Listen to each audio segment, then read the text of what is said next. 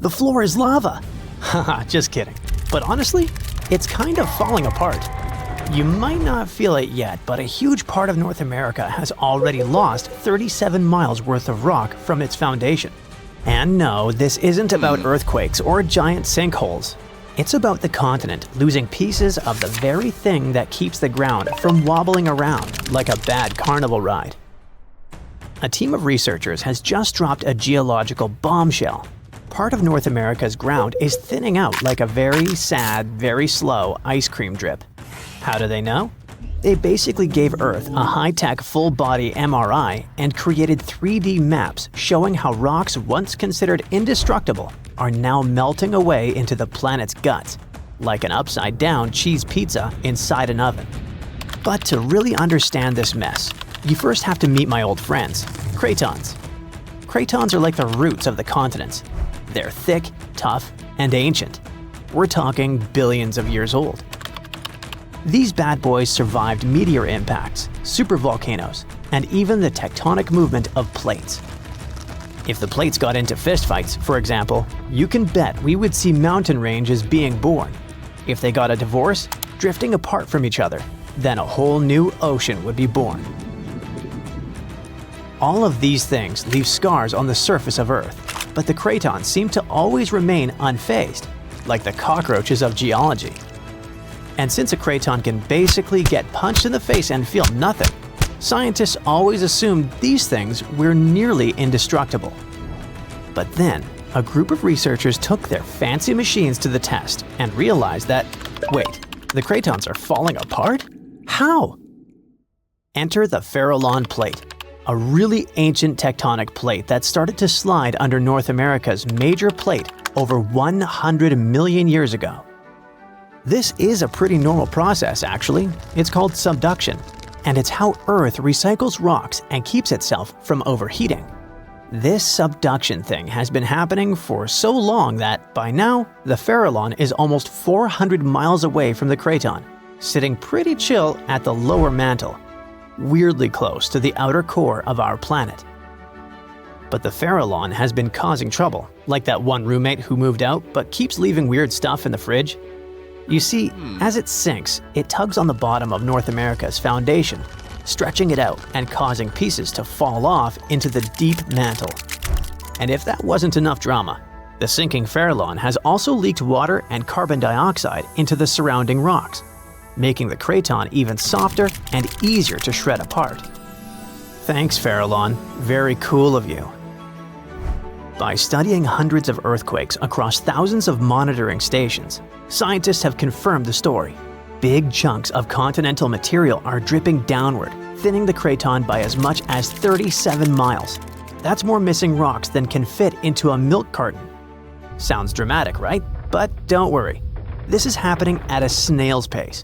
It'll take millions of years for anything noticeable to happen. Your great-great-great-great few grandkids from the distant future might still be standing on solid ground. But don't get too comfy. This thing may not be an urgent problem, but there's another type of sinking that's happening faster than you can say, "Help!" Here's the thing. By 2050, at least 32 major cities in the US, including New York, Baltimore, and Charleston, could be partially underwater. And guess what? This one is mostly our fault. Scientists noticed that since 2007, some cities have been sinking into the ground between 0.04 and 0.08 inches every year. Charleston, in South Carolina, is pulling ahead in the worst way possible, sinking 0.15 inches annually. Sure, these numbers sound tiny and a bit ridiculous, but Charleston is barely 9 feet above sea level, and a little sinking goes a long way when the ocean is breathing down your neck. On really bad flood days, people there have to abandon their cars and basically swim home. This whole phenomenon is called land subsidence, and when you mix sinking land with rising sea levels, you get a disaster cocktail of flooded streets, salty farmland, ghost forests, and a lot of very cranky homeowners. And it doesn't stop with just homes. Infrastructure like bridges, roads, airports, and power plants, all things we rely on daily, are also at risk of serious damage.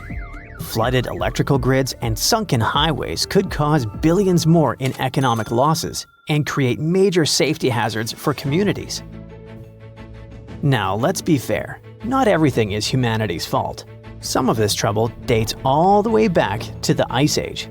About 12,000 years ago, massive ice sheets covered the northern US. They were heavy, like seriously heavy. The weight pushed the land down, and when the ice melted, the ground didn't just pop back up like a trampoline. Instead, it started playing a weird game of geological seesaw. The places that were squished started rising, and the places that weren't got pulled down. This whole process, called glacial isostatic adjustment, try to say that 3 times fast. But of course, humans found a way to make it worse. Groundwater extraction is a major culprit. Think of it like pulling the stuff out of the mattress.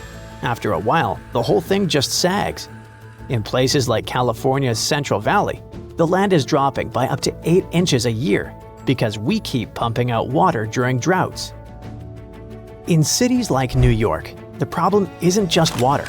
Skyscrapers themselves are making it worse. Yep, turns out if you stack millions of tons of concrete and steel onto soft ground, it tends to flatten. And in case you're wondering, the total mass of New York City's buildings is around 1.68 trillion pounds. That's about the same as 3.5 million statues of liberty piled up. With so much weight concentrated over a relatively small area, the underlying soils have no choice but to compress over time. And if you thought it couldn't get messier, think again. We've been building dams, which stop rivers from delivering fresh sediment to coastal areas. That sediment is kind of like Mother Nature's way of fluffing the ground back up. Without it, coastal lands are compacting like an old sponge. Plus, when wetlands are drained for agriculture or construction, the peaty soil dries out and collapses. Honestly, it's like the ground just can't catch a break. Scientists also noticed that the areas that used to be lush wetlands are now among the fastest sinking spots in the country, especially along the Gulf Coast. Louisiana, for example, is losing about a football field of land because of this mix of subsidence and rising seas. So what's the end game here for us regular people who just want to live above sea level? Well, it's not looking great. Ghost forests, which are basically drowned woodlands, are popping up. Farmland is turning salty and unusable. And even sunny day flooding, where streets flood without any rain, is becoming a thing. Yikes! Meanwhile, over on the West Coast, California is not exactly winning either. San Francisco and Los Angeles are both sinking, which means that rising sea levels could hit them twice as hard and twice as fast. In some places like the Palos Verdes Peninsula, the ground has been sinking so fast, people over there might as well live like moles. So, is America turning into the next Atlantis? Probably not next week, but without serious action, like cutting back on groundwater pumping and planning smarter cities, at least 500,000 people are in serious danger. And the housing damage could easily rack up a jaw-dropping $109 billion by 2050. In the end, while North America isn't about to sink like a poorly made souffle, it's definitely showing some cracks in the crust. So maybe let's ease up on groundwater pumping, rethink how and where we build, and invest a little more in keeping our feet dry. After all, if the floor really does become lava someday, we're gonna wish we had at least fixed the leaks first. Consider South America and Africa. Don't they kind of look like they fit together, like puzzle pieces? Well, they actually did. But about 130 million years ago, South America was like, bye, and slowly started drifting away. These days, it's around 1,800 miles from Africa, and it's still on the move. Every year, the continent shifts a little more toward the Pacific Ocean. So, how's that even happening? Tectonic plates are constantly moving. That's what makes the Earth's surface shift over time, going from this to what we see today. But those movements happen so slowly that you and I can't see them go. So, no, Brazilians or Chileans aren't out there feeling their continent inching westward. But the numbers don't lie. South America is moving, and apparently all it wants is to get as far away as possible from this massive underwater mountain range called the Mid-Atlantic Ridge. But what exactly is pushing the land toward the Pacific Ocean? It is the heat inside our planet. Way down beneath the ocean, there are cracks in the Earth's crust, and magma, super hot melted rock, rises up through those cracks. When that happens, the magma cools and hardens into solid rock. Over time, this process might build underwater mountains, like the Mid-Atlantic Ridge. And as more new crust forms, it begins to push the older crust out of the way. In the process, tectonic plates and the continents riding on top of them get pushed along. Now, on the other side of South America, over by the Pacific, there is the Nazca Plate. It's heavier and it's moving eastward. Since it is denser, it is sliding underneath the South American Plate. This entire process is called subduction, and it's happening at a rate of about 3 inches per year. By the way, the collision between these two plates is what's behind all those breathtaking volcanoes scattered throughout the Andes, and it's also making the continent move. So, if everything goes according to plan, projections show that South America will end up more centered in the Pacific Ocean in the future. But some models suggest something way crazier. Before we get into that, though, we need to clear something up. Why on earth isn't Africa following in South America's footsteps? I mean, shouldn't it be drifting west too? Well, not quite. Africa is doing its own thing, because it sits on the African Plate. So the Mid-Atlantic Ridge is located between those two continents, and just like it pushes the South American Plate, it also pushes the African Plate, but in the opposite direction. It's like this ridge is trying to split up two ex-besties, you know? But there's more.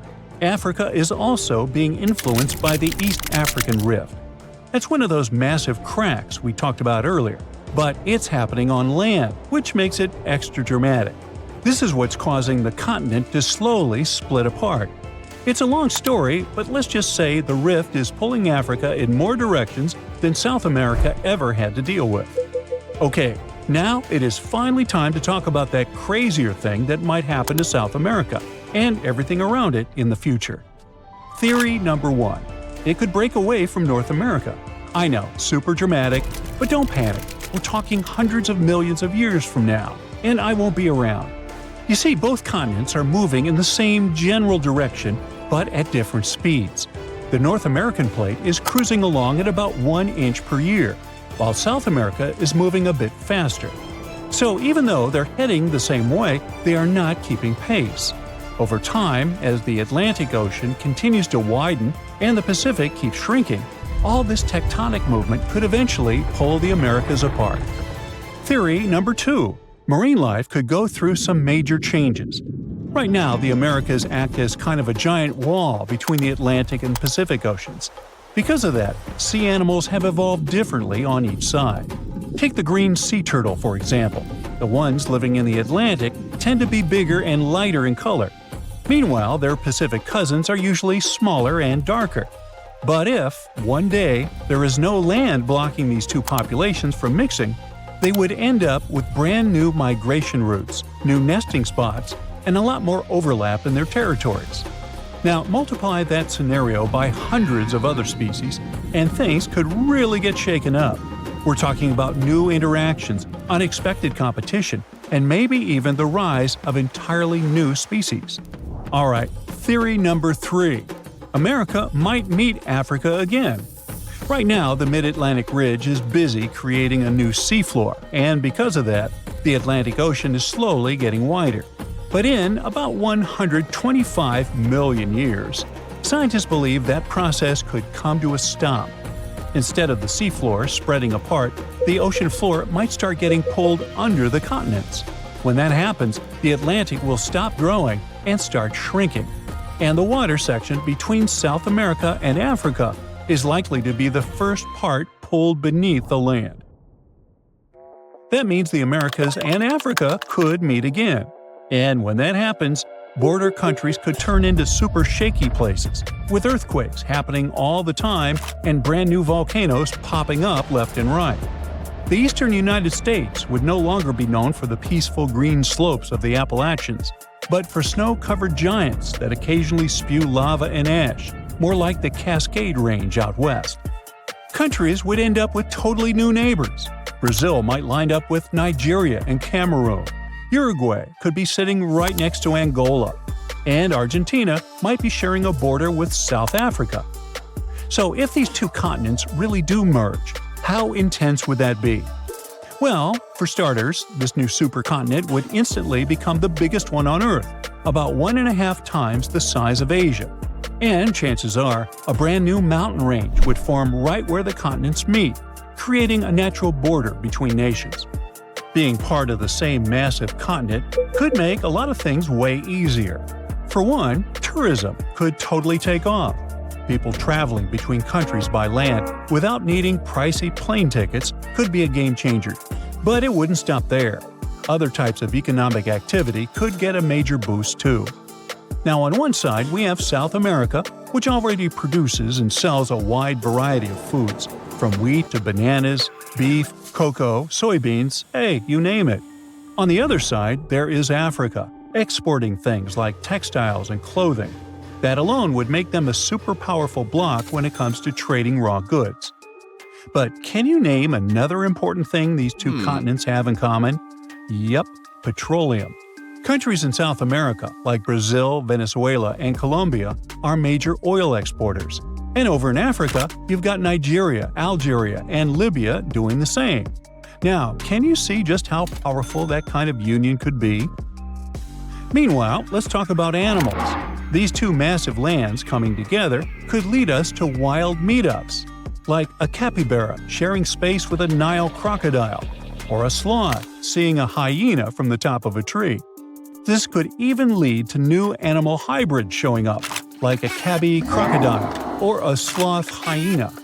Okay, those weren't the cleverest names, and honestly, these animals wouldn't be able to mate or even wouldn't want to. But you get the point, right? It's not all positive, unfortunately.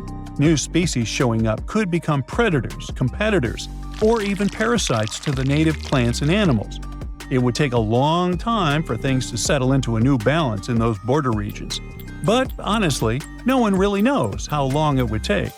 The only thing I do know is neither of us will be around to see it, which is okay. Do you know that our planet has scars? One of them is located in North America. This scar can tell us many cool things about the history of Earth, but the most interesting thing is that it could change the appearance of our continents and break our world. But for some reason, this scar hasn't done it yet. And that's not even the most interesting part. The coolest thing about this scar is that it might hold a giant source of clean, cheap energy. So let's go to Kansas to find out what it is. So, 1.1 billion years ago, a giant rift formed in the crust of our planet on the territory of the modern U.S. Midwest. It's called Broken Heart. This giant crevice is filled with solidified magma, and from afar, it looks like a real scar. But how did it show up? Broken Heart was an ancient rift valley, a huge geological fault forming elongated hollows in the Earth's crust. It occurred because tectonic plates had moved apart. It's like the details of a jigsaw puzzle that suddenly started to separate. At that moment, thousands and even millions of tons of magma spilled out from the depths of our planet. That event looked like a real apocalypse, lasting about 100,000 years. But then it stopped, and scientists don't know why. If the rifting process had lasted longer, then most likely, the continent of North America would look different today, or it wouldn't even exist at all. Right now, this fault looks like a giant horseshoe that stretches from Kansas north to Lake Superior and south to Michigan. But some studies indicate that the fault may be larger and extend even further south, and the width of the fault might equal the width of the Red Sea. After the rifting stopped, the entire valley got covered with hills and trees. The fault itself is covered with a thick layer of sedimentary rocks, so it's quite difficult to track. The most noticeable parts of the rift are in the Lake Superior area. Now everything looks calm and beautiful, but in the past, There were fountains and rivers of lava, earthquakes, a boiling pot on a planetary scale. All that remains of it are deposits of basalt, a dark, dense rock that forms from cooled lava. There was so much basalt that its weight pushed the valley deeper and deeper into the Earth's crust. Even when the eruptions and rifting stopped, the valley continued to sink because of the huge mass of this sediment. Then, massive sections of the Earth's crust on both sides of the valley began to contract, and the pieces of the puzzle slowly started to come together. This led to a large-scale ejection of volcanic material upward, and along with basalt, deposits of copper rock appeared in the valley. People mined this copper for about 8,000 years until the end of the 20th century. The copper mines were eventually shut down, but now it seems the industry is making a comeback. However, Broken Heart is not interesting to people just because of its copper reserves. It holds something more valuable and useful for our civilization. Scientists believe that this valley hides massive reserves of hydrogen, and this substance can help us switch to a cleaner, cheaper, and more efficient energy source. If hydrogen fuel becomes widely available, everyone will switch to it, leaving behind the costly, noisy, and polluting process of oil production. Now, I'll bet hydrogen is a remarkably familiar word to you.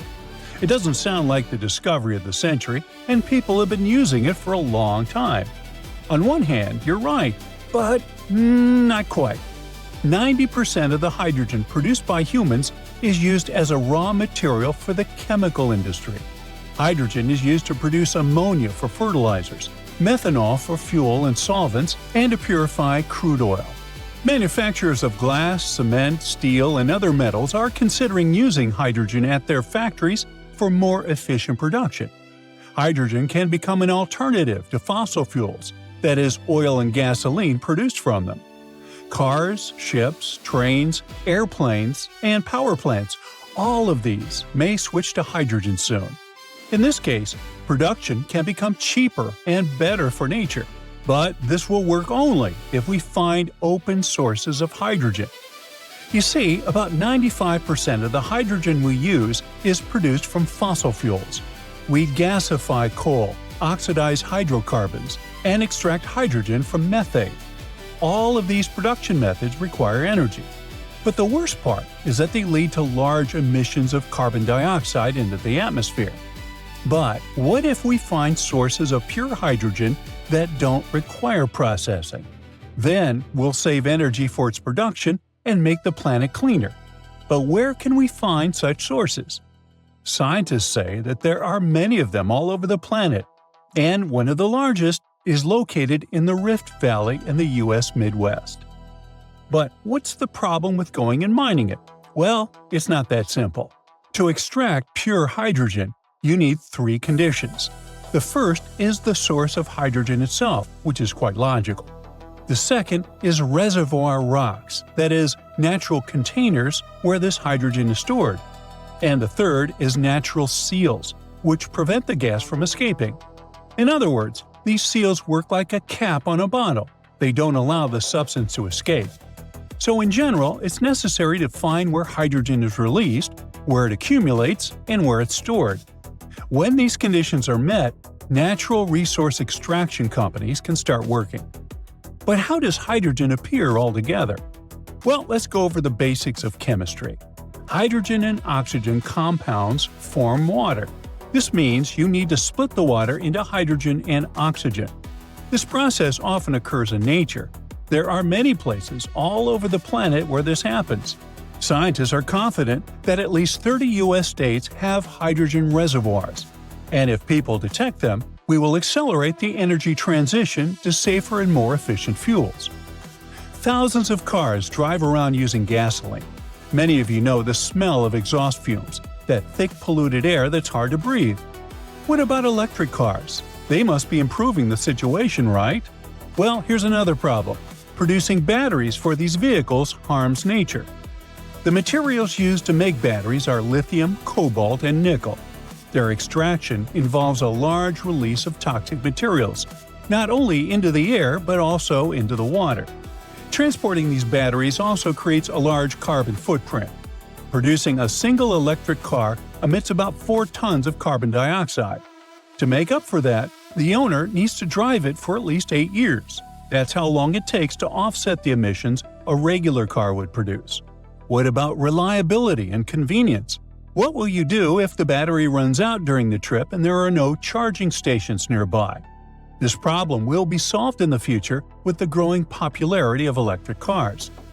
Now, scientists believe that over the past billion years, the Earth's crust has split enough water into hydrogen and oxygen. Our planet keeps this gas in the ground, waiting for us to start using it. According to calculations, even considering all the technologies and production capacities of our civilization, the reserves of hydrogen in the bowels of the planet are enough to supply us with energy for 170,000 years. That's why the giant rift in Kansas attracts scientists from all over the world. Huge quantities of basalt and other rocks can react with water to release hydrogen. And now scientists are looking for places where this material accumulates and is stored.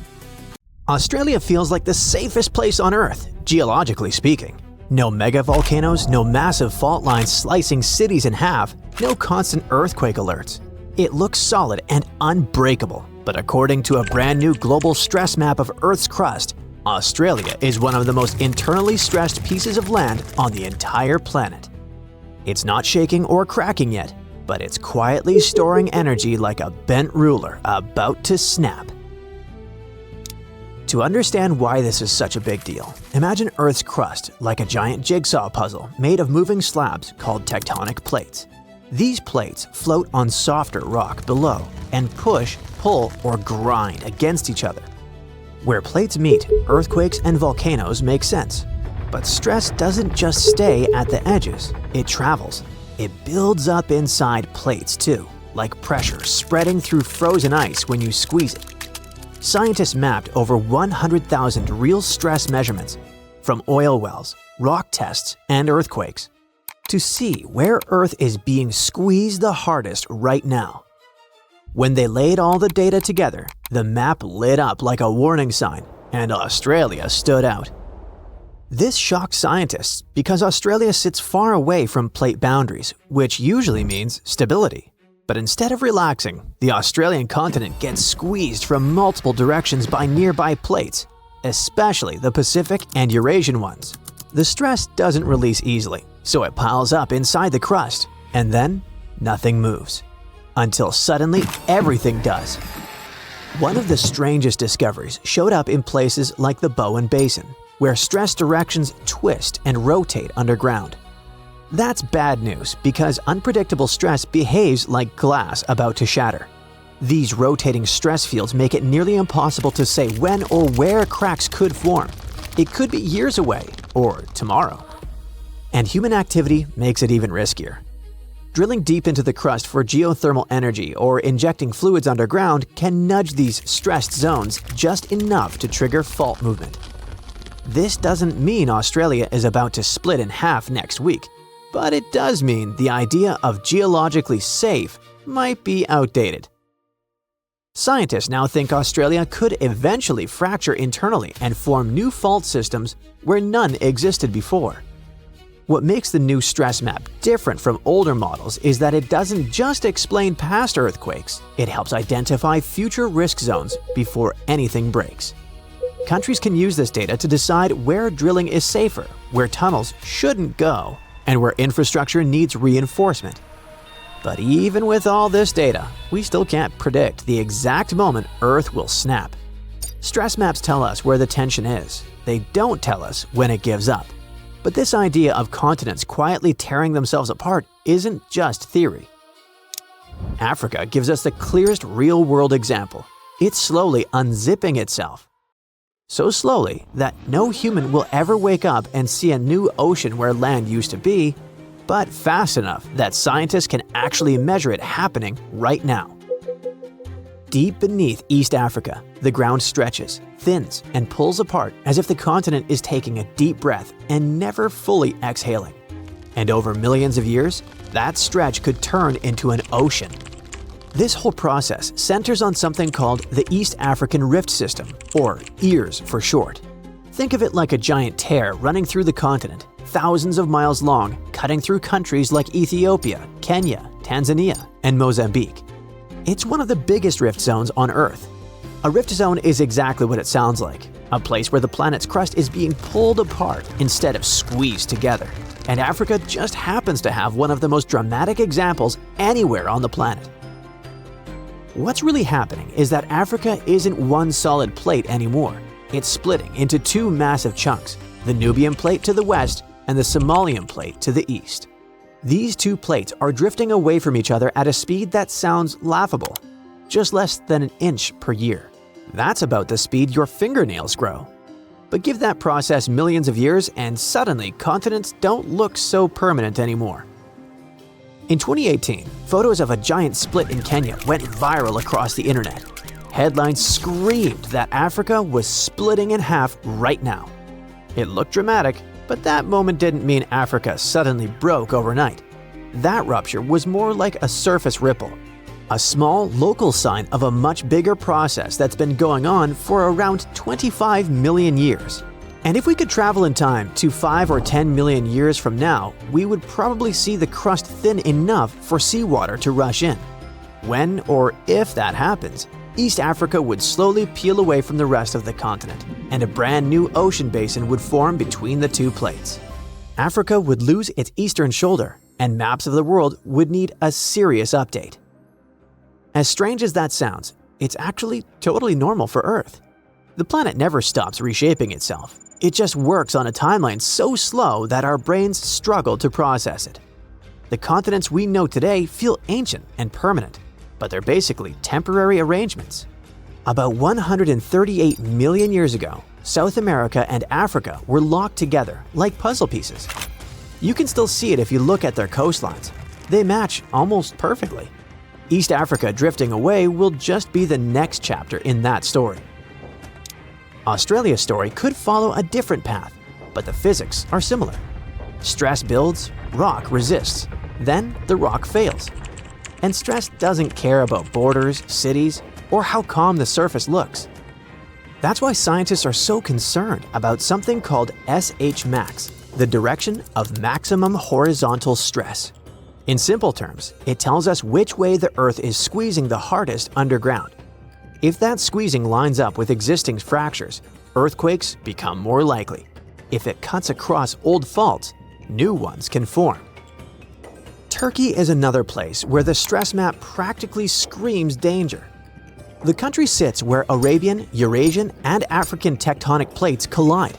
There's also a smaller Anatolian plate on which Turkey is located, and which gets squeezed westward like toothpaste, grinding against massive faults. The stress map shows SH max pointing in directions that load these faults perfectly.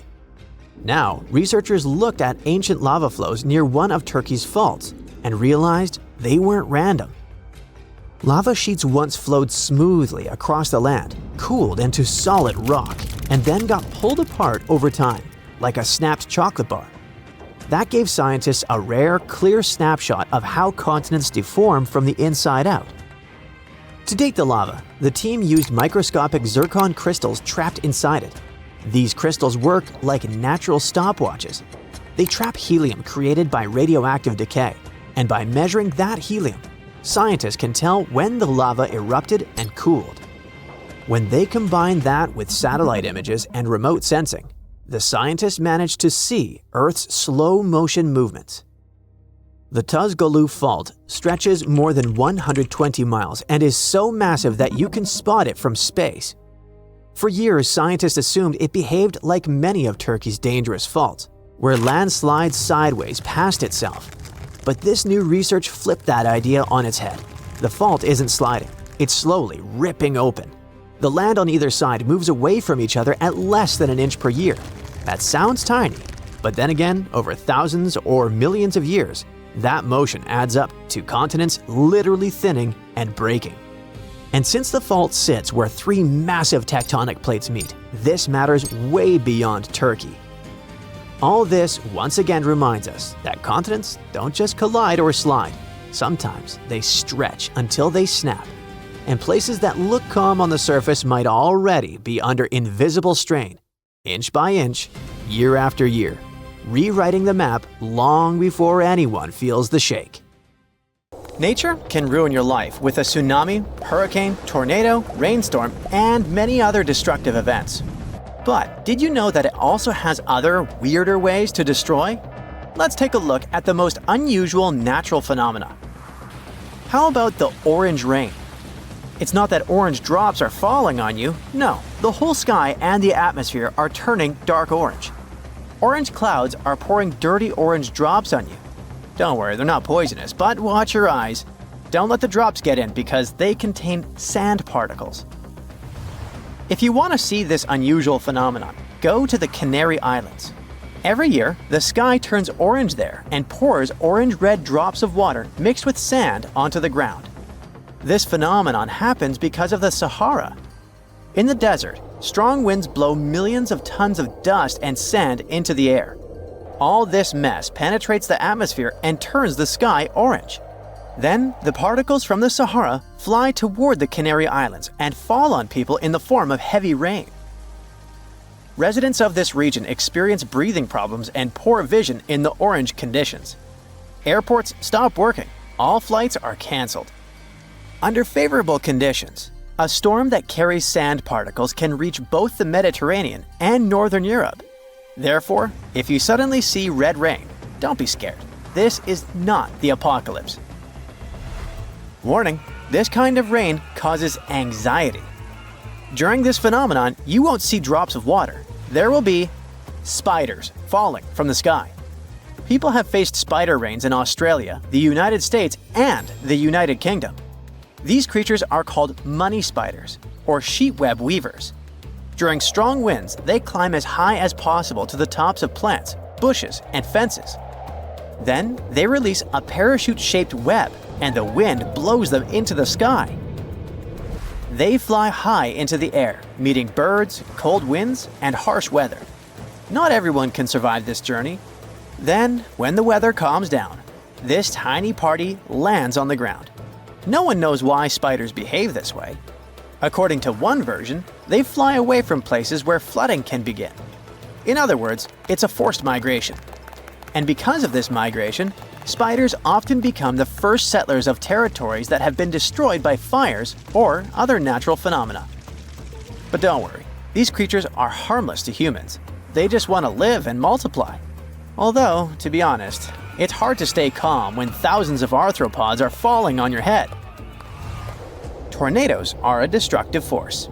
But look at this. A whirlwind appears during a snowstorm. It's sucking in more and more snow. Now, it's not just a tornado, but a snow-nado. It looks like something terrible and destructive, but don't worry, it's not as scary as it seems. This is a fairly rare disaster that has recently occurred in Utah. The snow tornado came across a man and his dog on its way. It looked impressive and dangerous. Fortunately, no one got hurt. This phenomenon occurs when an air vortex raises snow from the ground. If you see a similar vortex next to you, don't panic. Usually, such phenomena are harmless and don't have enough force to destroy things.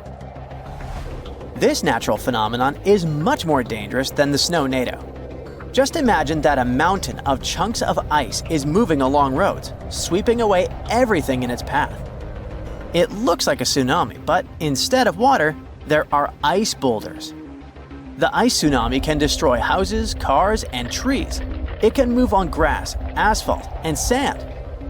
It can jump out of the water like a crazy salmon. Fortunately, the ice tsunami is not a frequent phenomenon. It occurs when three conditions are met: a flat coast, loose ice, and strong wind. Waves and wind are throwing broken pieces of ice onto the shore. These ice flows accumulate into a huge wall, and then, during strong winds, this ice monster begins to move. Therefore, if you see a large pile of ice near the water, move away from this place as far as possible. And we're back to the tornado again. You already know about snow tornadoes. You've probably seen the footage of tornadoes in a desert when the wind blows sand into the air in documentaries. Tornadoes pass over the ocean's surface and can create a funnel inside the water. But there's a phenomenon that's even cooler and more impressive. It's a fire tornado. Surely not many of you have heard about this thing. It's a very dangerous phenomenon, but people have ventured close to the fiery tornado to study it. But firefighters, by the way, often encounter this devastating phenomenon. A fire tornado forms during forest fires, and sometimes it can appear inside a burning building. If you see a big flame and feel a strong wind, be careful. A fiery funnel may form. But how does this happen? Let's first look at the origin of an ordinary tornado. So, we're somewhere in a dry place in the middle of a hot day. The sun heats the air that is close to the ground. Its lower layers absorb more energy than the upper ones. An increase in temperature makes this air less dense and more buoyant. Then it lifts into the sky in the form of long columns. This rise has a spiral movement. The water in your bathtub moves similarly when it flows through the drain hole. So many of these air vortices are quite weak, and you can't see them. But some of them encounter strong air currents. This accelerates their movement, adds energy, and increases the area. More and more air gets into this vortex, making it stronger. When dust and sand get into these whirlwinds, you see a tornado. The fire tornado follows the same pattern, with only one difference. The air below is heated, not by the sun, but by fire. Fire heats the air, it rises, rotates, and pulls the fire inside. Some of the vortices can reach up to 400 feet high and 50 feet wide. It's like a thin, leaning tower of Pisa made of fire, only twice as tall. This is a truly devastating and terrifying phenomenon. The ground is shaking. Flocks of birds are flying away. You can hear a loud, low rumble. The volcano spits out a giant ash cloud. Lava is flowing from the mouth of the fiery mountain. Rivers of fire are running down and dashing towards you. You have nowhere to escape. The fire is getting closer and closer and… Wait a minute. This lava isn't hot. It's cold. How is that possible? You can observe cold lava flows near many volcanoes. In Indonesia, for example, this phenomenon has recently destroyed entire villages. Yes, it's not hot, but it's still dangerous. Cold lava streams occur when hot lava mixes with ash, sand, and pebbles during wet weather. In a sense, the volcano spews out streams of heavy mud. It covers roads, houses, cars, and trees. Cold lava flows are a destructive phenomenon, so stay away from them. Even if some volcano is very beautiful and you want to take cool photos, don't take any chances. Okay, let's relax a little and end our video with something fun. How about surfing? But instead of ordinary waves, we have icy ones. This phenomenon is called the ice wave. It looks as if someone paused a wave while it was forming before it hit the water. It's a rare occurrence, but you can find it on Mount Washington. The top of the mountain is shrouded in fog most of the year.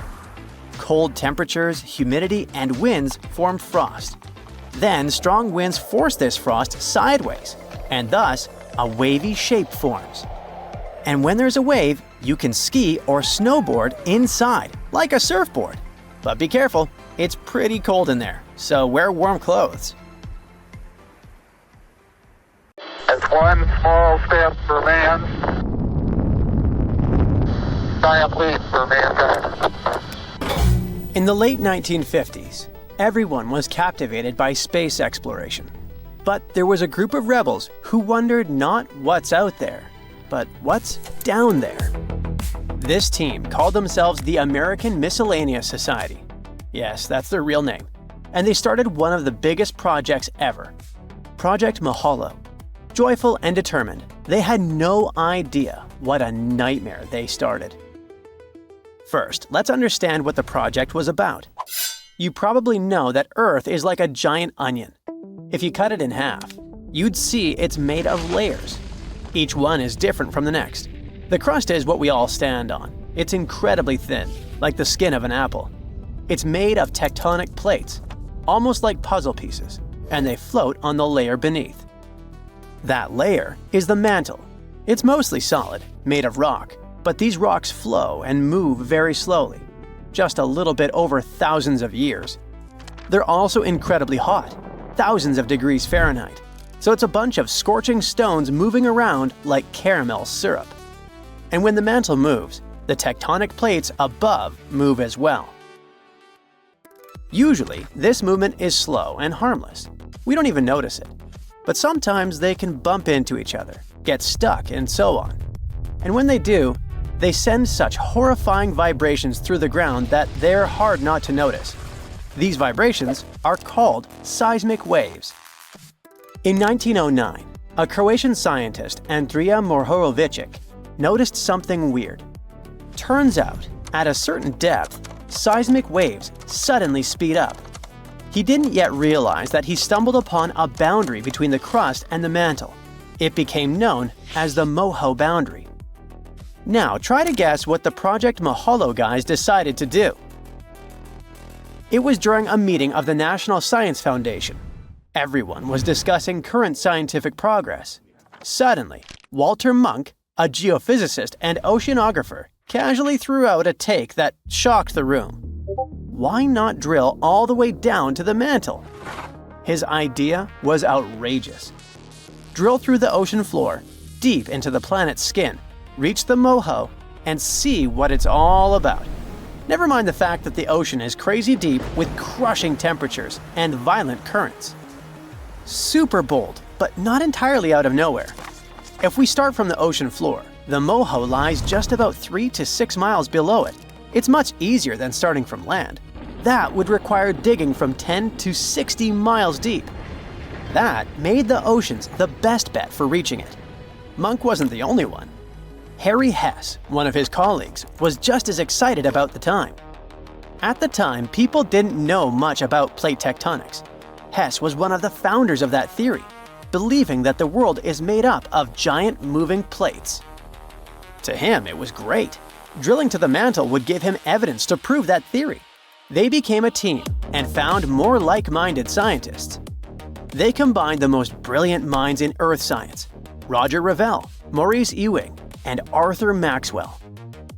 They called themselves miscellaneous because there were all sorts of scientists in the team. Poor guys didn't know that their playful name would later come back to haunt them. But the NSF was dumbfounded by their idea at first and rejected it, because duh, it would be a nightmare to pull off. So our team secured $50,000 just to make a plan. Then they presented the official banner. Luckily, science was on the rise, and there were rumors about other countries trying their own deep drilling projects. So the AMS got the green light this time. The plan consisted of 3 phases. Phase 1. Do a drilling test. Check how things are going. Phase 2. Build an intermediate drilling vessel. Phase 3. Keep going until they reach the Moho. And they got a funding of a whopping $2.5 million. And finally, in March and April 1961, the project finally began. Phase 1 took place off the coast of Guadalupe Island, Mexico. They used a converted barge called Cus-1 and some insane brain moves to make it work. Originally, Cus-1 was made for drilling oil offshore. It was one of the best things we had for drilling in deep water. But a catch was that it could only go a few hundred feet down. And remember, we need at least 3 miles. The team had to come up with something revolutionary: dynamic positioning. It's a tech that allowed the ship to stay perfectly still in the middle of the ocean, even without an anchor. It worked like this. They dropped 6 buoys into the water, forming a circle around the ship. These buoys sent underwater echoes to help the ship understand where it's located. Using motors and a joystick, the crew could keep Cus-1 right in the center of the circle. And surprisingly, they started making progress. Even though ocean drilling is incredibly hard, they drilled through thick layers of sediment and reached an astonishing 600 feet below the seafloor, about 2 Statues of Liberty. And the seafloor itself was almost 12,000 feet deep. This was just the beginning. Deep down, they stumbled upon tons of basalt, a type of volcanic rock. It doesn't surprise us now, but for that time, this achievement was groundbreaking. Turns out they got through Miocene-age sediments, rocks formed millions of years ago. This discovery told us so much about the history of our planet. Now the entire world held its breath. Even the famous writer John Steinbeck, the author of East of Eden and The Grapes of Wrath, got caught up in the excitement. He joined the project and wrote a dramatic article about it for Life magazine. He wrote that we knew less about the ocean floor than we knew about the moon. That line stuck. The biggest surprise was that President John F. Kennedy sent a telegram congratulating the team. It's like the space race turned into inner space, and for a brief moment, it looked like they just might do it. But years later, Walter Munk said that the very success of Phase 1 doomed the project. The early triumph raised expectations sky high. From the start, the miscellaneousness of this society led to tons of disagreements, logistical hurdles, and the costs just kept rising. When the NSF realized just how successful the project was, they took over in 1961. The original society became just an advisor, and this completely screwed things up. One of the scientists said that it was a lengthy and unattractive trail of bickering, bitterness, and short-sightedness. They wouldn't even decide what exactly they wanted to do and whether they even want to reach the Moho. After that, the project found the new contractor company, Brown and Root, but it was a political decision, not a scientific one. Brown and Root had no experience in deep-sea drilling at all. Poor scientists had to suffer because this company didn't understand the project's goals and how hard it is. Some scientists even quit because of how annoying that was. As a result, when they calculated how much it would actually take to reach the Moho, it turned out to be about $1 billion by today's standards. This shocked absolutely everyone. The public was mocking them, which didn't help at all. Some articles called it Project No Hole and gave titles like How NSF Got Lost in Mohole. The final blow happened in '66. The project's most loyal supporter, Albert Thomas, passed away. Plus, the situation in Vietnam was escalating. As a result, the project was stopped after eating up tens of millions of dollars. What's even worse, this giant, impossible idea took the funding from smaller and achievable things. But it wasn't entirely for nothing. Project Moholo pioneered a new deep-sea drilling technique, which is now standard. They also inspired many new, similar, smaller ideas. And science just kept going since then. In May 2023, scientists finally achieved this dream. They actually pulled up rocks not even from the Moho boundary, but from the mantle itself. They got them from the bottom of the Atlantic Ocean. So maybe one day we'll be able to drill all the way down there. So hey, take a look. This is our planet's crust, its outermost and thinnest layer. And here's the mantle, it's way thicker. And this is the core. Wait, what's happening here? Uh-oh, the core is leaking right into the mantle. Quickly, we gotta stop the leak. What do you mean it's been going on for millennia? Earth's core is actually a very intriguing thing overall. Its unique properties, ranging from housing a mysterious metal orb to being nearly as hot as the sun's surface. Well, another one on this list of enigmas, apparently, our planet's core is leaking gas. I can relate. Is it dangerous for us? Is it going to boom if somebody lights a match? Well, not really, all because this gas is a rare isotope called helium-3. Helium-3 is a version of helium with one neutron instead of the usual two. Most of helium-3 in the universe was created around the time of the Big Bang, so it's some pretty ancient stuff. As the solar system formed, this gas became trapped deep within Earth's core. Shielded from space collisions and other cosmic hullabaloo, it remained hidden in the planet's depths for billions of years. Now, we've known for quite some time that occasionally, trace amounts of helium-3 escape to the surface, but no one has known the exact mechanism behind this leakage. Until recently, the breakthrough came with the discovery of exceptionally high ratios of helium-3 and its more common counterpart helium-4 in ancient lava flows on Baffin Island. This island is located in Canada's remote Arctic archipelago. The craziest thing is that these findings have the highest helium-3 ratios ever observed on dry land. The research revealed significant helium-3 levels. It might mean that the volatile elements from the solar nebula, that's the cloud of gas and dust that gave birth to our solar system, have remained in Earth's mantle since the earliest stages of the planet's formation. The discovery was made in lava flows that erupted around 60 million years ago, during the formation of a new seafloor when Greenland and North America split apart. But hey, it was amicable. The research team, led by Forrest Horton from the Woods Hole Oceanographic Institution, used advanced techniques to measure the helium trapped in olivine crystals within the rocks. These crystals formed before the magma erupted, which helped preserve the helium as it rose from deep inside the planet. The scientists found about 10 million helium-3 atoms per gram of olivine. That's a shockingly high concentration for Earth. You see, Earth's core acts as a reservoir for helium-3, storing it since the planet's formation. Over time, small amounts of this gas escape into the mantle through processes like mantle convection. That's when the planet's rocky interior stirs and moves like boiling water. Magma plumes, which appear in the mantle and rise to the surface, carry helium-3 with them. When the magma erupts, most of the helium escapes into the atmosphere. However, some of it gets trapped in crystals within the lava. That's how scientists can later study its origin and movement. Now let's follow the journey of helium-3 in the Baffin Island rocks. It began at least 100 million years ago. Mantle plumes carrying the helium likely took tens of millions of years to reach the surface. It means helium-3 has been leaking from Earth's core for millennia. It also means that our planet most likely formed in a solar nebula containing helium-3 and other noble gases. Baffin Island is an ideal location for studying Earth's deep interior. Its volcanic rocks are remnants of ancient lava flows that erupted when the North Atlantic began to open. The researchers traveled by helicopter to the remote island, which boasts towering cliffs, icebergs, and even polar bears. Local organizations helped the team access the area and ensured their safety during the expedition.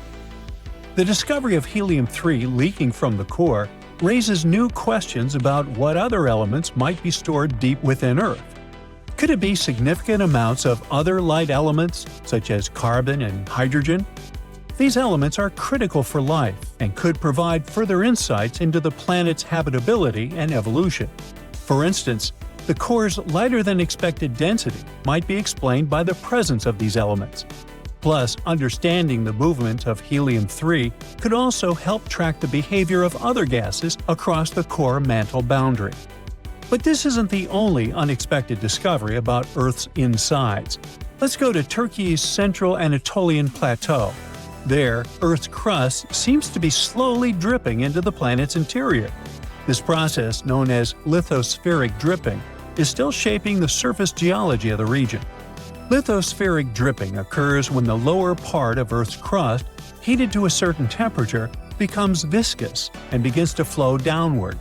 Imagine a thick liquid like honey or syrup flowing into a bowl. Now you get it.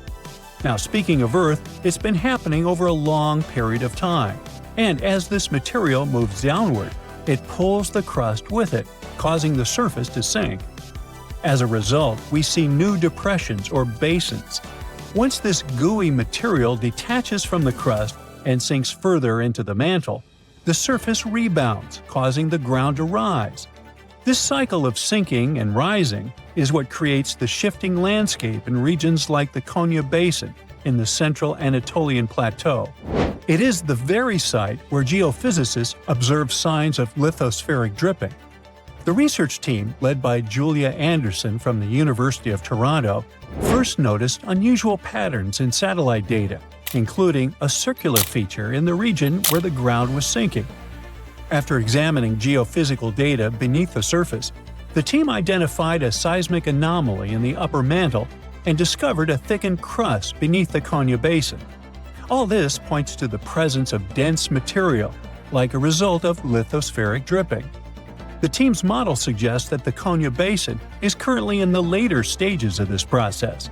While the surrounding central Anatolian plateau has been uplifting over the past 10 million years, the Konya Basin is sinking at a rate of about an inch per year. While this number might seem small, it is quite significant in a region that is otherwise rising.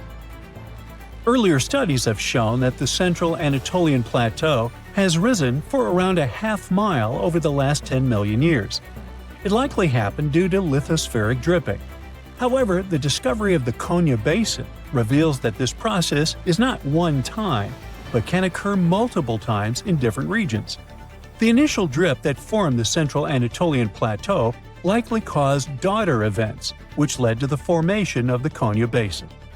To validate their model, the researchers conducted a cool lab experiment. It simulated the lithospheric drip process. So they took a tank filled with a highly viscous silicone polymer, which acted as a proxy for Earth's lower mantle. They also used a mixture of modeling clay for the upper mantle and ceramic spheres and silica sand to simulate the crust. A dense seed was inserted into the upper mantle layer to initiate the drip. Over the next few days, the researchers observed that the drip descended slowly. Within 10 hours, it began to fall. By 50 hours, a secondary drip had started.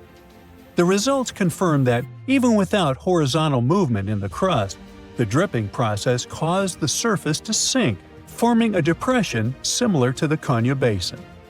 This experiment has shown that lithospheric dripping can cause vertical deformations even without horizontal movements. Plus, it has proven that one event can trigger more drips that can change Earth's surface. This discovery helps scientists better understand how Earth's crust behaves over long periods of time and how tectonic processes can affect the landscape. Now, how about a bonus fact? In 1692, Edmund Halley, that guy famous for Halley's Comet, suggested that Earth might be hollow. He imagined layers beneath the crust with two concentric shells and a core about the size of Mercury, all floating in glowing gas. He even went further, speculating that these inner layers could be inhabited. This wild idea inspired Jules Verne's famous novel, Journey to the Center of the Earth. Wow! Before an earthquake shakes the ground, something sneaky might happen first. A slow, quiet movement with no shaking at all. No one is aware that right under their feet, the land is preparing to tremble violently, wreaking havoc, bringing destruction and devastation. A new study shows that such a slow creep might be how earthquakes begin. To figure this out, scientists didn't start with giant pieces of the Earth. Instead, they went into a lab and used clear plastic sheets called plexiglass. They pushed two sheets of plexiglass sideways against each other, just like how tectonic plates, huge chunks of Earth's crust, push against each other underground. As they pushed, the plastic cracked, kind of like what the Earth does during an earthquake. And even though it was plastic and not rock, the physics, the way things break and move, was the same. Earthquakes happen when two tectonic plates try to slide past each other, but they get stuck. The edges between them don't move easily because of something called friction. It's kind of like when your shoes grip the ground. Over time, the plates keep trying to move and stress builds up. Think of it like bending a stick. At first, it doesn't break, but if you keep pushing, it will eventually snap. The spot where the plates are stuck is called a fault, and there's a thin brittle part in that fault. By brittle, I mean that it doesn't bend, it just breaks. Here's how it happens. First, a tiny crack forms. It's small and moves slowly. There's no shaking yet, but something is already happening under the surface. The crack spreads, building up more energy. When it finally reaches the edge of the brittle zone, boom, it speeds up, suddenly racing forward really fast, almost as fast as sound. And that's when the Earth starts to shake. So scientists decided to find out how that very first crack starts.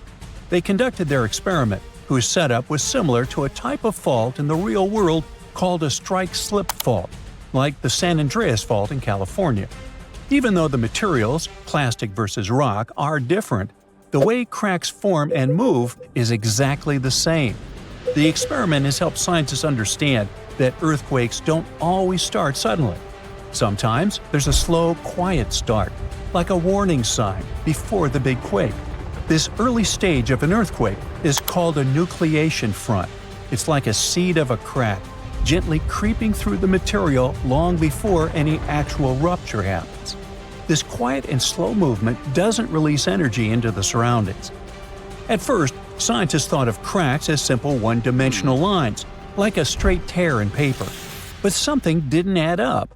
The slow-moving nucleation front wasn't behaving like a normal, fast-moving crack, and it wasn't clear why or how it suddenly sped up and became an earthquake.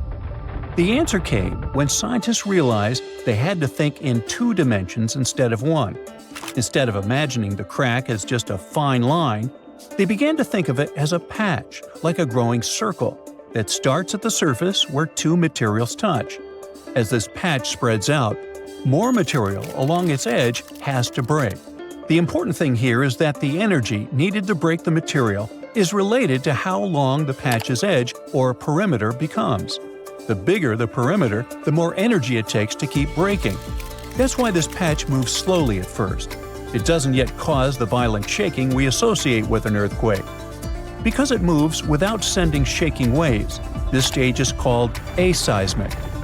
Eventually, the growing crack patch spreads beyond the special brittle zone, where the materials are stuck. Outside this zone, the energy needed to keep breaking the material doesn't increase anymore. Instead, there's now extra energy building up, more than what's needed to keep the crack growing slowly. This extra energy doesn't stay quiet. It suddenly powers the crack to move much faster, turning it into a full-speed rupture. That's the moment when the earthquake begins and the ground starts to shake. These findings help explain how earthquakes might start off slow and silent before quickly turning dangerous. They show that small, slow cracks can suddenly transform into powerful, fast-moving ruptures if the conditions are right. Scientists believe that they can learn to detect the aseismic stage before a crack speeds up. It might one day be possible to predict earthquakes, or at least understand the warning signs better. Now, even though earthquakes are only the 3rd most common type of natural disaster, they cause the highest number of fatalities.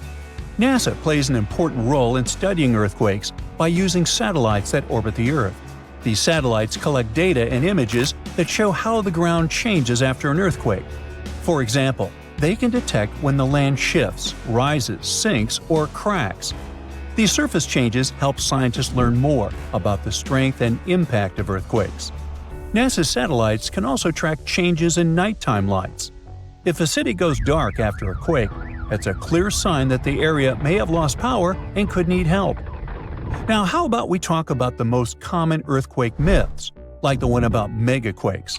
Some people really worry about super huge earthquakes, but there's a limit to how big they can get. The size of an earthquake depends on the size of the fault where it happens. A longer and deeper fault can cause a bigger earthquake. For example, the San Andreas Fault in California is long, about 800 miles, but not very deep, around 10 to 12 miles. This makes earthquakes bigger than magnitude 8.3 on that fault very unlikely. The biggest earthquake ever recorded happened in Chile in 1960. It had a magnitude of 9.5 and occurred on a huge fault that was almost 1,000 miles long and 150 miles wide. Technically, there's no set limit on the magnitude scale, but an earthquake bigger than magnitude 12 would need a fault larger than Earth, which just isn't possible. Now, earthquakes can happen near the surface or deep underground. Most occur in Earth's crust or upper mantle, down to about 500 miles deep. But the deepest ones happen only at subduction zones, places where one part of Earth's crust slides under another. In California, almost all earthquakes happen in the top 15 miles of the crust. One exception is the Cascadia subduction zone in Northern California, which continues up through Oregon, Washington, and Canada. Another misconception is that the ground can open during an earthquake, but usually that only happens in movies. A giant crack opening and swallowing things up during an earthquake is just fiction. In real life, the ground on either side of a fault slides past each other. It doesn't pull apart or open wide. Small cracks or holes can happen during landslides or ground failures, but not along the actual fault line itself. faults don't open up because if they did, there'd be no friction, and without friction, there wouldn't be an earthquake at all. Now, some people think California could break off and sink into the ocean during an earthquake, but that's not how it happens. The ocean floor is just lower land with water above it.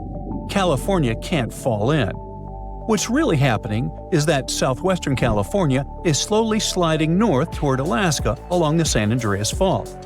The Pacific Plate, which California sits on, is moving about 2 inches per year, about as fast as your fingernails grow. So, in about 15 million years, Los Angeles and San Francisco could be neighbors. And in 70 million years, Los Angeles might be sitting near Alaska. I can't wait. People often wonder whether an aftershock can be bigger than the earthquake itself. Aftershocks are smaller earthquakes that happen in the same area after a larger one. They're like our planet's way of settling down after the main shock. But if an aftershock turns out to be bigger than the first earthquake, then we call the bigger one the main shock, and the earlier one becomes a foreshock. About 5 to 10% of earthquakes in California are followed by a stronger one within a week. It's also possible for 2 quakes in the same area to be about the same size. However, very large earthquakes are rare, so it's even rarer to see 2 huge ones happen close together. Scientists discovered the largest water reservoir in the Oregon Cascades. It's hiding underground, holding more than twice the water volume of Lake Mead. Let me specify.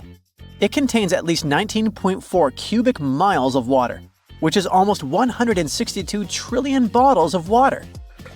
If you drank 1 bottle a day, it would take you around 444 billion years to finish your stock. No wonder this underground aquifer discovery is so awesome. The Cascade Mountain Range, which contains the largest aquifer on Earth, stretches about 700 miles from Northern California to British Columbia.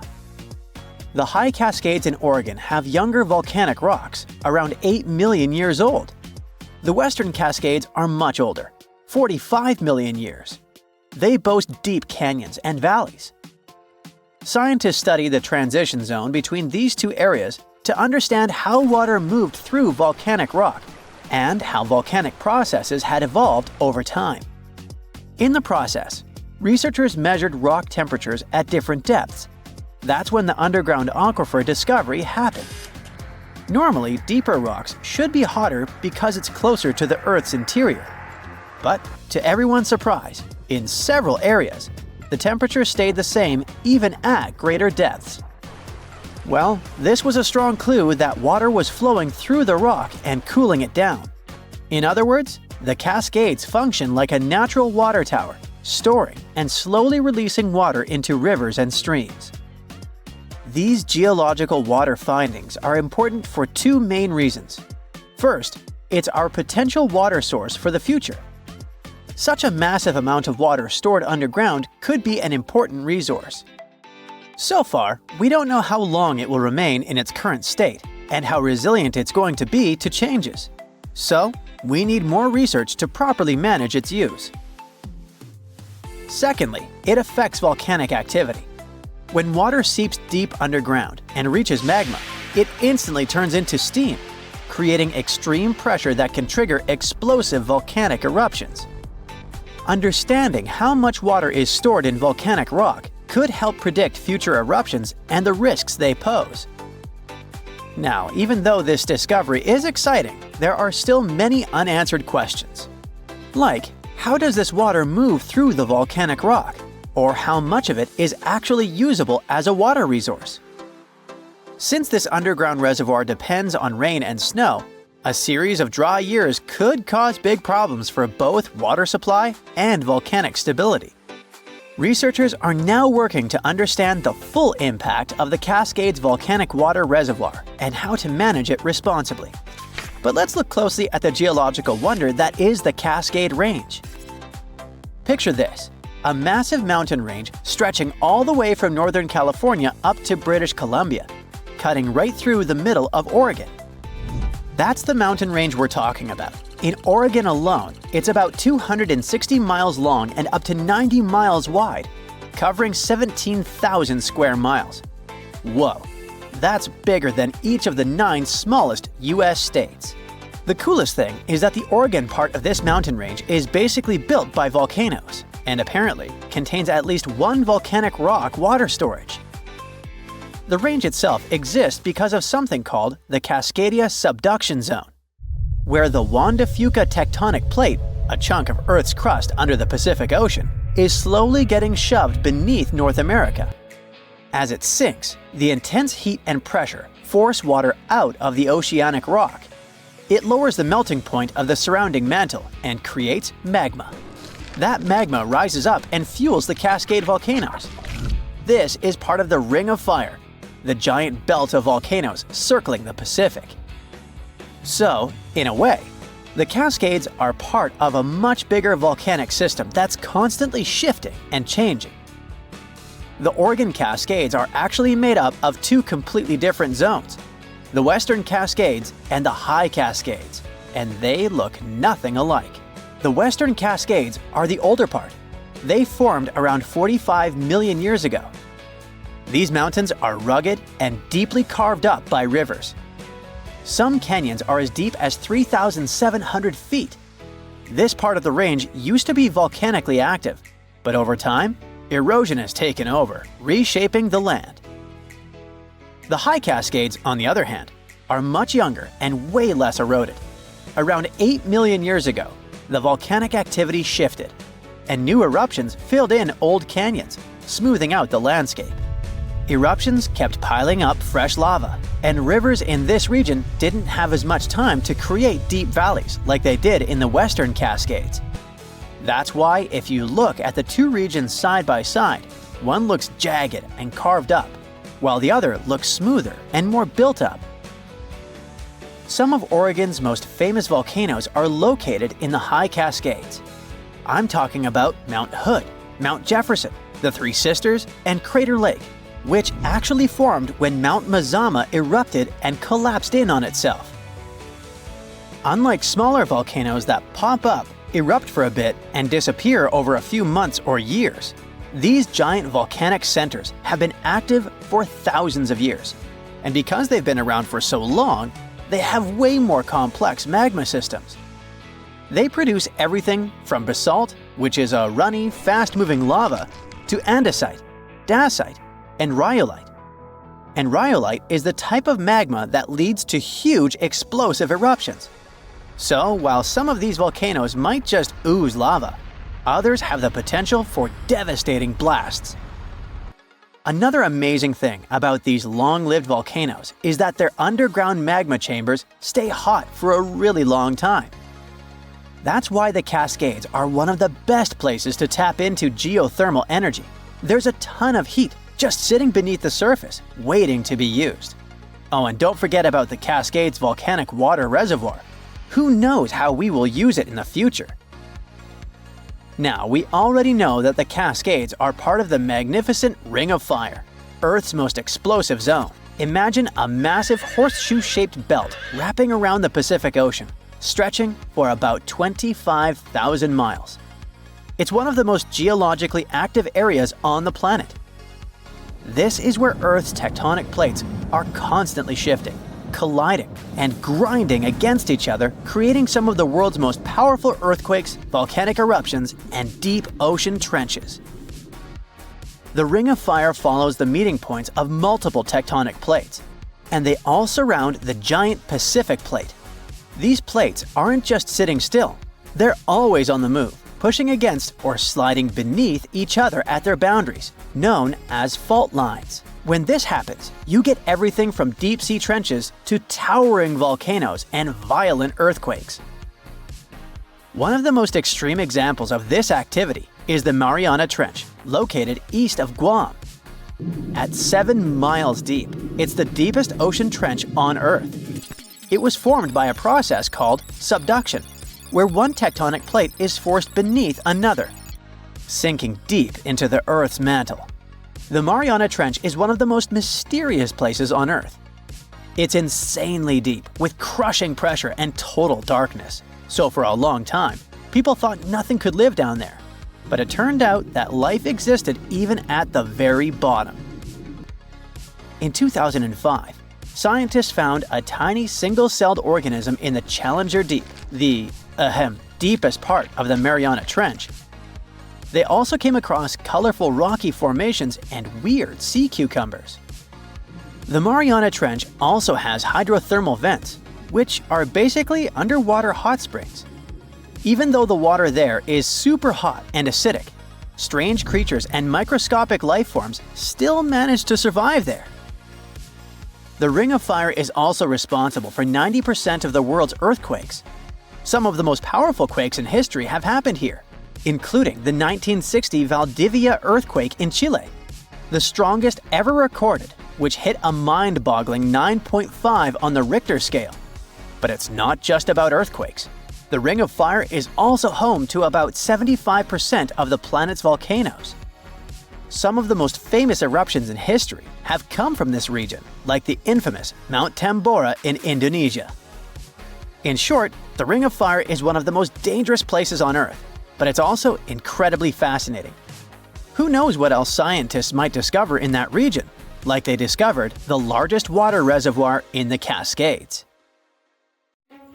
In February 2025, scientists discovered something shocking about our planet's insides. We've long thought that Earth's inner core is a solid and stable sphere, but the truth may be quite different and a bit alarming.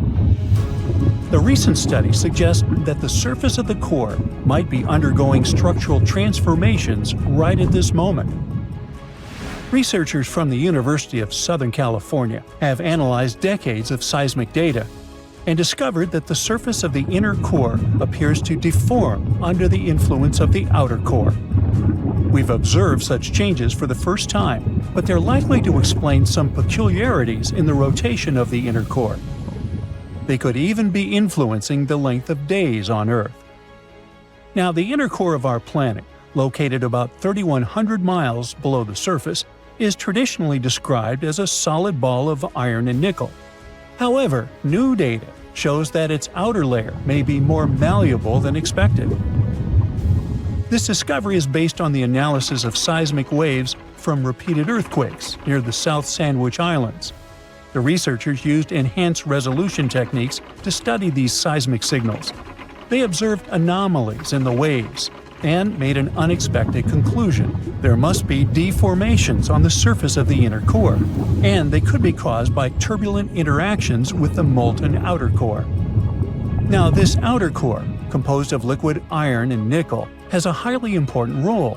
It helps generate Earth's magnetic field. Before, we really didn't understand its impact on the inner core, but now, the new study shows that the turbulent movements of the outer core could disrupt the surface of the inner core, and that could cause changes in its shape. These disturbances might also explain the gradual slowdown in the rotation of the inner core. Scientists have been observing it since 2010.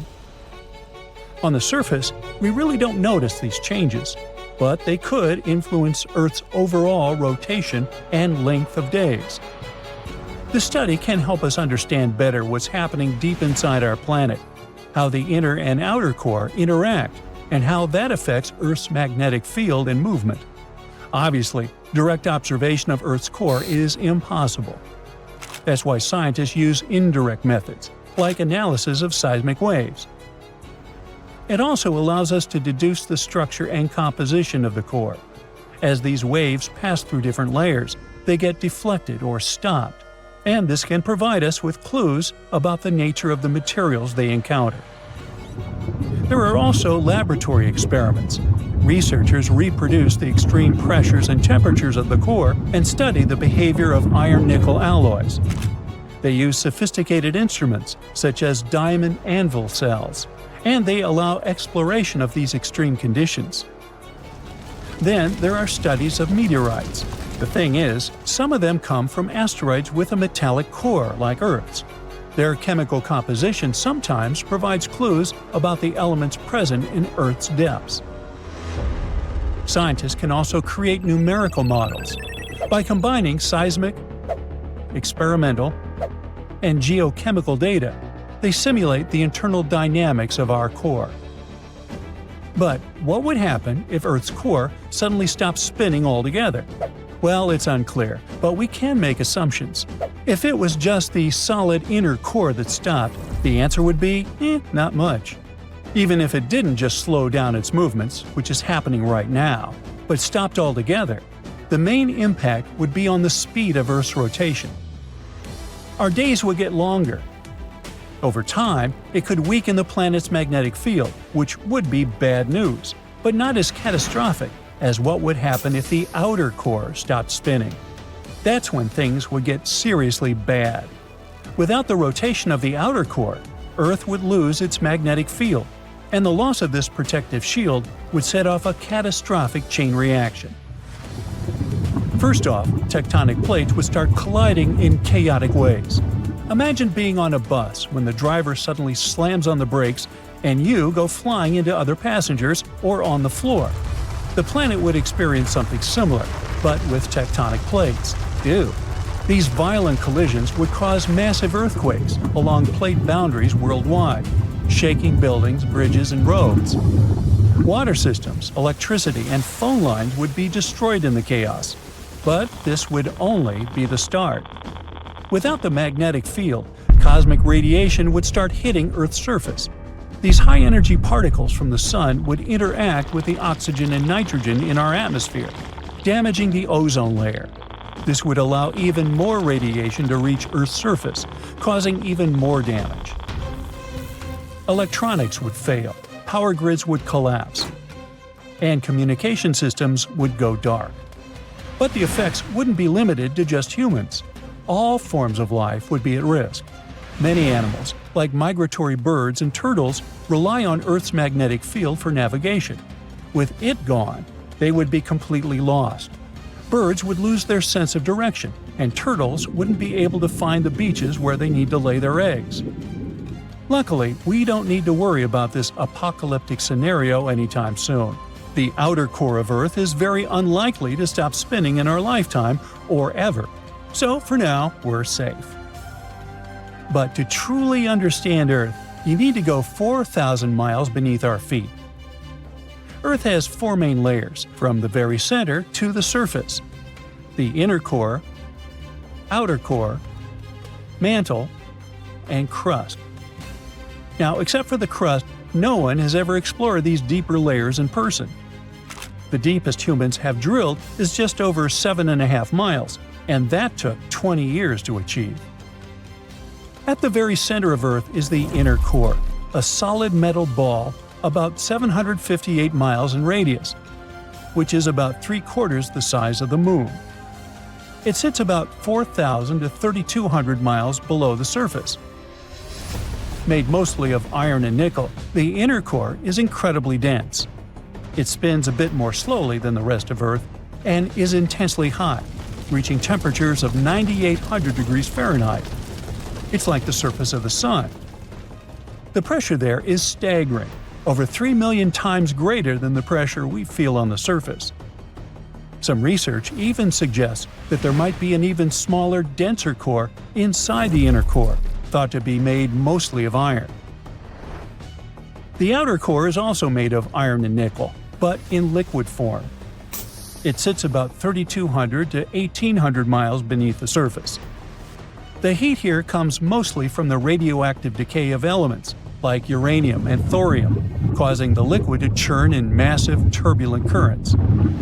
This motion creates electrical currents, which generate Earth's magnetic field. Interestingly, Earth's magnetic field reverses about every 200 to 300,000 years, and scientists are still trying to figure out exactly why it happens. The mantle is Earth's thickest layer, stretching almost 1,800 miles deep.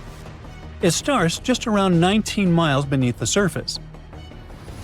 Made of iron, magnesium, and silicon, it's dense, hot, and semi-solid. To imagine it better, think about caramel candy. Like the outer core, the mantle also circulates, but it moves much more slowly. Closer to the upper edge of the mantle, between 62 to 124 miles underground, the heat is so intense that it melts rock. This creates a partially melted layer of rock called the asthenosphere. Geologists think that this soft, hot, and slippery layer is what allows Earth's tectonic plates to move and slide. Some of the diamonds we find on Earth come from the mantle. Most of these diamonds form at depths above 124 miles. But rarer, super-deep diamonds may form as deep as 435 miles. These diamonds are brought to the surface by a certain kind of volcanic rock called kimberlite. The outermost part of the mantle is cooler and more rigid, behaving more like the crust above it.